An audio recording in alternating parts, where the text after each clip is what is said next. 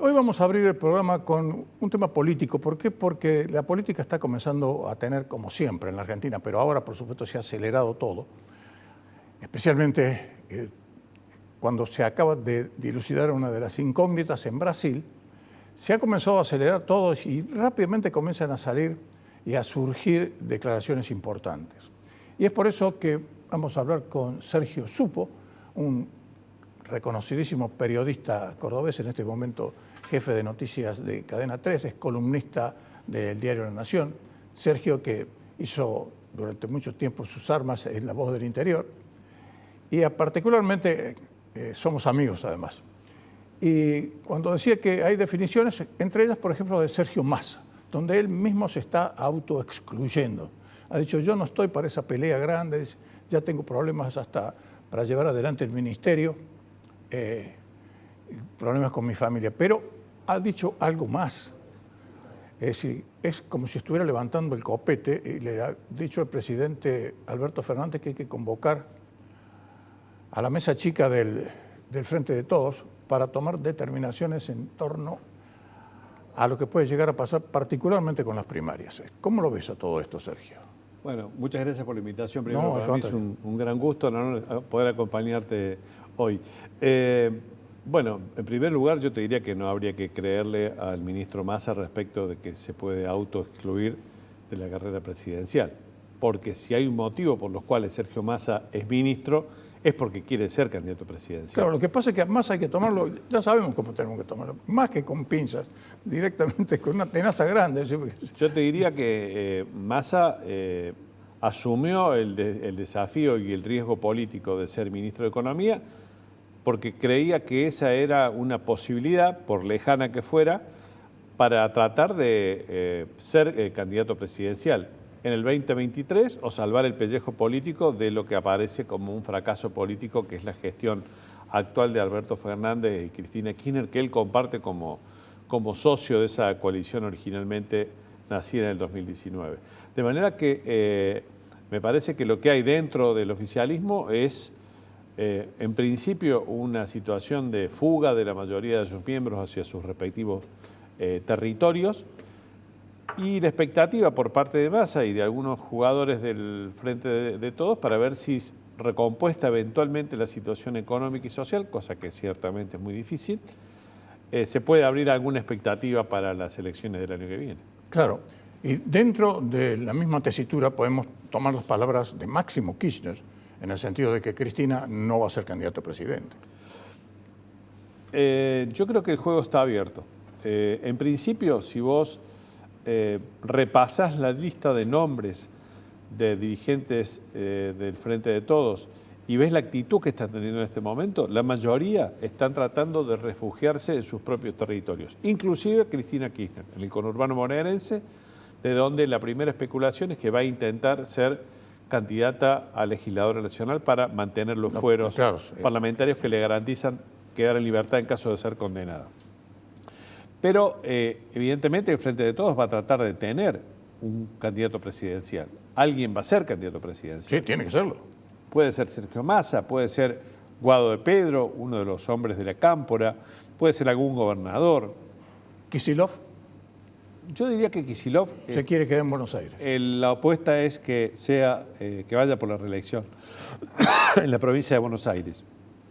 Como parte del principio de autoprotección de cada uno de los sectores. Hay que ver, en definitiva, cómo termina decantando. Falta mucho tiempo.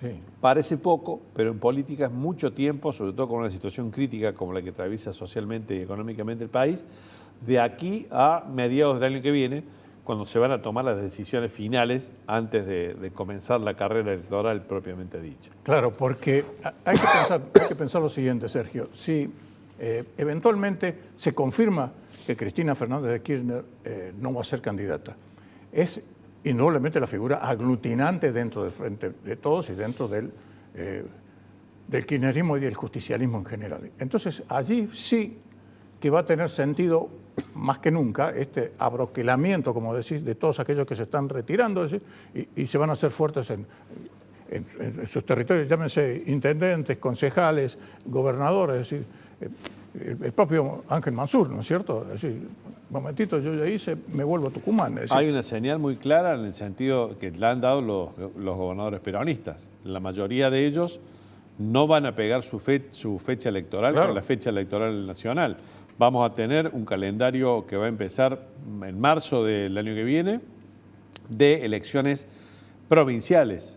Córdoba, Santa Fe, Tucumán, Salta, Entre Ríos, Jujuy, todas han ya anunciado que van a despegar sus elecciones. Podremos seguir haciendo la lista. sí, La Pampa también, ¿eh? Quizá la única excepción pueda ser la provincia de Buenos Aires y algún distrito más que vaya el mismo domingo de elecciones que la elección presidencial de octubre. De manera, eso ya es una indicación muy, muy clara de que dentro del oficialismo no están para nada convencidos de que sean competitivos para el año que viene, a nivel nacional. Seguro. Bueno, ¿tu impresión cuál es? Es decir, ¿va a haber finalmente, Alberto Fernández se va a animar a llevar el proyecto al Congreso para suspender las primarias, para suspender los pasos? Bueno, hasta el momento, y esto va a cambiar de un momento para el otro, puede cambiar de un momento para el otro, Alberto Fernández está rechazando la posibilidad de modificar las pasos, de eliminar las pasos. Eliminar las pasos. Que es lo que está planteando una buena parte del oficialismo, particularmente la Cámpora. Hay sobre esto un debate abierto. Por un lado, si va a haber o no debate parlamentario efectivo dentro del Congreso para suspender las pasos. Segundo, si el oficialismo va a reunir los votos necesarios para poder suspender las elecciones primarias. Lo que pasa es que hay algunos sectores de Juntos por el Cambio que también estarían propugnando esa suspensión, ¿no? Habría que ver, porque si llegara a haber algún diputado de Juntos por el Cambio que vote la suspensión de los pasos, hablaríamos de una crisis de Juntos por el Cambio, pero sí. Hay algunos sectores que no son del oficialismo estrictamente, como por ejemplo los 3 diputados nacionales que tiene el esquiaretismo en la Cámara de Diputados Exacto. de la Nación, que han anunciado que van a acompañar al kirchnerismo en la suspensión de las pasos. Y puede haber otros aliados por el estilo, aliados circunstanciales por el estilo. Ese juego me parece que todavía está abierto. No hay una explicación más allá de que es una forma de perjudicar a la oposición la suspensión ¿Seguro? De las pasos, más allá de la opinión que cada uno tenga sobre las elecciones primarias, claramente forman parte de las reglas electorales y modificarlas unilateralmente por parte de uno de los sectores, en este caso el oficialismo, está hablando de un gesto de debilidad en relación al adversario que es la oposición en este caso. Sí, de eso no cabe la más mínima duda. Pero fíjate vos decir que terminadas las elecciones en Brasil, ha vuelto de nuevo la cantinera de Cristina Presidente, Cristina 2023. Pero al propio tiempo, Guado de Pedro ha dicho que está trabajando en un proyecto para suspender, es decir, o eliminar las elecciones legislativas de medio término. Es decir, están queriendo darle una especie de borrón así grande, una cachetada grande a todo el sistema electoral argentino. Eso sería, te diría que eliminar la elección de medio término sería imposible en términos políticos hoy, porque eliminar la elección de medio término significa reformar la Constitución. Exacto, y además hay que prorrogar los mandatos de los... Y sería imposible. O sea, reformar la Constitución hoy, para un gobierno que no tiene consenso y que a duras penas y con el acuerdo de una parte de la oposición vota el presupuesto, una reforma constitucional sería, te diría, absolutamente inviable hoy. De manera que lo que está por verse es cómo se va a reacomodar el oficialismo frente a las elecciones. Y la otra pata de la mesa es cómo se va a reacomodar y acomodar la oposición frente al desafío que tiene o a la hipótesis que tiene de ganar las elecciones. Porque estamos, Gustavo, en este momento frente a una crisis que tiene algo que ver con una crisis de identidad, no solo una crisis de tironeo por los cargos y las candidaturas dentro de Juntos por el Cambio. Claro, y por eso la posición del radicalismo, la que acaban de tener. Es decir, la hicieron pública ahora, ¿no? Hay unas diferencias que están siendo exacerbadas por un sector y por el otro, puntualmente por la gente de Mauricio Macri y del radicalismo. Macri habla en contra no solo ya del populismo, sino también del progresismo. Eso le molesta a una parte del radicalismo. Al mismo tiempo, el radicalismo lo señala como un presidente fracasado a Macri, Exacto. que es la respuesta que recibió Macri de parte del presidente del radicalismo y uno de los candidatos presidenciales que tiene el radicalismo, que es Gerardo Morales, el gobernador de Jujuy. Hay una tensión política dentro de la oposición que hace temer que un desacuerdo pueda aguarle la posibilidad de llegar al gobierno el año que viene. Tiene todas las posibilidades de la oposición para hacer gobierno el año que viene, más allá de que han surgido terceras variantes como los libertarios de Javier Milei. Si claro, vos repasas... es la pregunta que te quería realizar, es decir, el rol de Milei en este caso, ¿no? Bueno, claramente Milei es una novedad dentro del sistema político argentino. Es extraño a mi criterio que no haya surgido una agrupación como la de Milei a izquierda o a derecha anteriormente, si se tiene en cuenta que prácticamente en toda la región, y no solo en toda la región, en varios de los principales países con los que la Argentina tiene una referencia política, han aparecido circunstancias singulares por sobre los esquemas tradicionales. Sí, seguro. Si vos repasás la región te vas a dar cuenta que fue barrida prácticamente el sistema político chileno, que fue barrido el sistema político peruano, que fue muy novedoso, es la primera vez que gobierna un dirigente de izquierda Colombia, que Lula, que había sido defenestrado, acaba de ganar las elecciones. Por muy poco, pero ganó. Y que si repasas los últimos 4 años, en Sudamérica vas a encontrar que hubo solamente una elección, en el 2018, en la que el oficialismo logró mantener la presidencia, que fue la elección de Paraguay. Esto lo hizo notar esta mañana el politólogo Andrés Malamud. El resto, incluyendo Brasil, desalojó oficialismos. Bolsonaro desalojó el oficialismo en el 2018 y ahora Bolsonaro es desalojado como oficialista por un opositor, en este caso que es Lula, que antes era oficialista.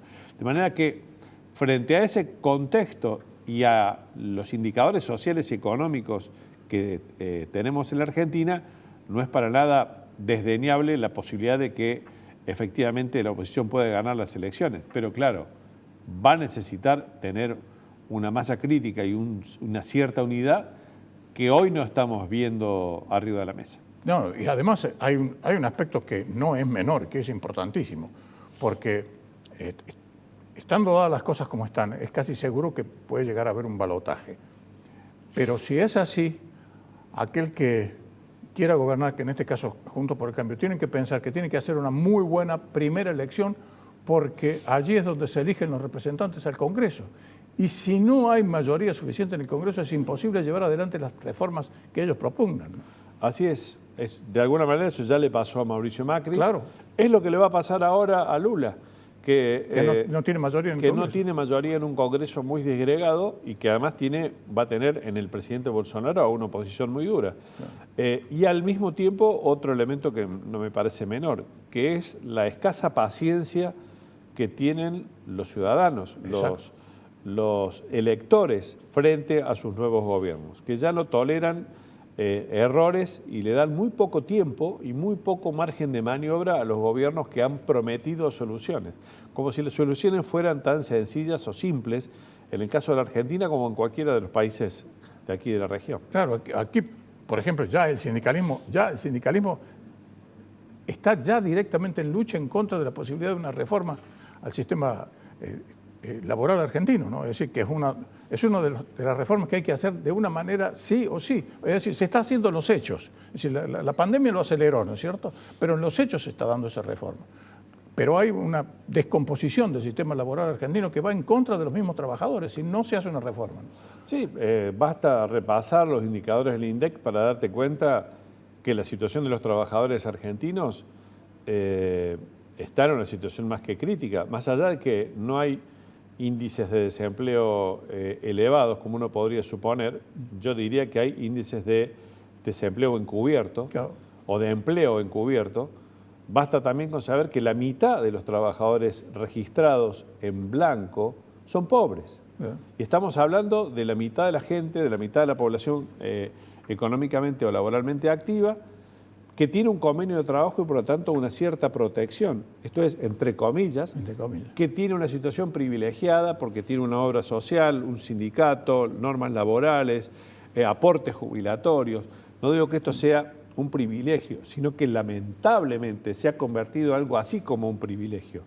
La otra mitad de los argentinos trabajan en condiciones irregulares, sin convenios de trabajo y con niveles salariales todavía más bajos que el sector asalariado registrado. De manera que, como decís bien vos, hay una situación de hecho que es desastrosa en el mundo laboral y que requiere de una mirada un poco más moderna, no atada a atavismos de un mundo que ya fue y que ya fue hace mucho tiempo. Efectivamente es así. De manera que hay discusiones que alguna vez la Argentina debería de darse y saber además, me parece, Gustavo, que así como mucha gente nos pregunta si va a haber un estallido, cuándo va a ocurrir un estallido, acostumbrados a lo que vimos en el 2001 o lo que vimos en las hiperinflaciones de Alfonsino Menem o lo que vimos en lo que se vio en el Rodrigazo, etcétera, etcétera. Y hay que decir que el estallido ha ocurrido y viene ocurriendo hace 10 años en la Argentina. Exacto. Hace 10 años hay un empobrecimiento continuado de los sectores del trabajo y de los sectores de la producción. No solo los trabajadores se han empobrecido, las empresas son más pobres, tienen menos recursos. La producción está a la baja hace 10 años en la Argentina.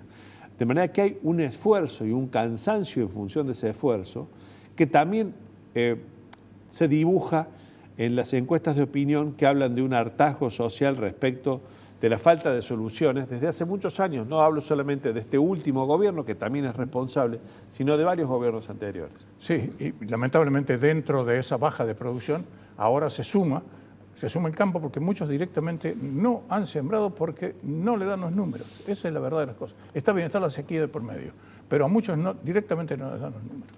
Así es. A eso vamos a agregarle que dependemos de una contingencia que es elemental para cualquier sistema productivo agropecuario, que es el clima. Estamos frente a una situación de sequía que hace temer una muy baja recaudación de las ganancias que produzca la próxima cosecha. De manera que también tenemos un nivel de precariedad en esos términos de contingencias que obviamente ningún gobierno y ningún sistema económico puede predecir.